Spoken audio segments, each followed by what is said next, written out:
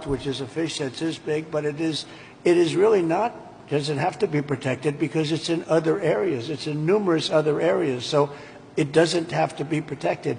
The people of California have to be protected. Mr. President. Mr. President, could I just speak for a moment? Kevin Kiley, California. Yes. First of all, you're absolutely right about the Coastal Commission. I've introduced legislation to rein them in. We've been talking with Rick about this. They're out of control. Absolutely out of control. It's insane the things they've been getting away with. I think they thrive on it, actually, if you don't know the truth. It's so ridiculous. That's right. They even tried to stop SpaceX from launching rockets. It's just That's true. But you mentioned your predecessor and how he didn't fix the situation, which is absolutely right. Not only that, during the Calder Fire, which was a few years ago, which was in my district, 600 people lost their homes in a town called Grizzly Flat. He came and he promised that he would help them out, but he broke that promise many times. He never delivered them the individual assistance they were asking for. So this has underscored for me the importance of helping the victims, making sure in this situation, in every fire, we get money to the victims, and we make sure that, that nothing stands in the way of that. But I just want to thank you for your focus on bringing sanity to California, water and fire policy. There's no place that needs a revolution in common sense quite like California. You have so much water. Use it and be happy about it. Mr. President, be happy. Mr. President, my name is Joel Pollack, and I am a journalist with Breitbart News, but I happen to live in the Pacific Palisades, as do other colleagues. One colleague, John Kahn, wrote the song Fighter, which you played at your campaign rallies. He lost his house and the studio he wrote that song in. We were lucky because I was able to fight the fire on my fence. But when I got to my house, there was no water in the pipes. So I got inside and I picked up the flower vases because I give my wife flowers every week, and there was water there, and we started with that. Then I found my son's bucket of baseballs, and I dumped the baseballs on the ground, and I used the bucket. But there was still no water, except for the water in the gutter coming from the burnt homes uphill. So I went to and fro to my gutter and my fence with my bucket. 2 guys showed up in a truck, 2 neighbors. We found 2 more buckets, bucket after bucket after bucket. Many of my neighbors, including some here, tried to fight the fires. They couldn't. We were lucky our house was saved.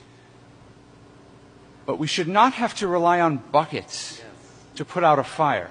That's right. You can't stop an 80-mile-per-hour wind or 100-mile-per-hour wind, but there were many things that went wrong here that are basic and small. We did not have traffic police to guide the evacuation, so there was gridlock on Sunset. They've removed the vehicles now, but there were dozens of vehicles that were abandoned by drivers who fled for their lives because there were no traffic cops available. The fire department wasn't pre-deployed, even though there was an extreme wind event coming.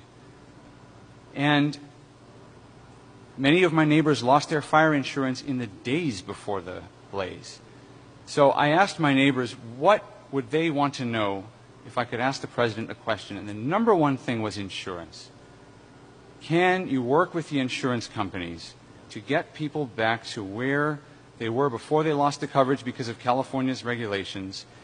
And can you make California change its rules so that when we build again, we can get fire insurance and we don't have to worry? And there's one other point I want to make. I really appreciate my congressman advocating for money. We need the money from the federal government. But I also understand Americans who are tired of spending money on California and disasters happen, and the California government passes $50 million to oppose your policies. So they have $50 million for that, but not for moving people into rental homes or helping people relocate or rebuild. I would like to ask you to follow the 9/11 Commission precedent and appoint a special master to watch the money, to make sure that every federal dollar that gets spent here is spent on fire relief and rebuilding and not on everything else. Good idea. Here's a good one right over here. I don't know if you, do we all like He's Rick? very busy. He was ambassador to Germany. He was fantastic. Angela Merkel's happiest day ever in her history, and she had a long history, was the day I removed him from there and put him in charge of a very high level of intelligence and intelligent people, but they were not intelligent enough to fool him. But Rick Grinnell has been fantastic, and he lives here. And I don't know if you want to either think about it or recommend some people, or get together and recommend some people as a group, which is fine. But Rick would be somebody that I would certainly consider. And Breitbart is fantastic, by the way. Congratulations on that. And I was so impressed with the firefighter.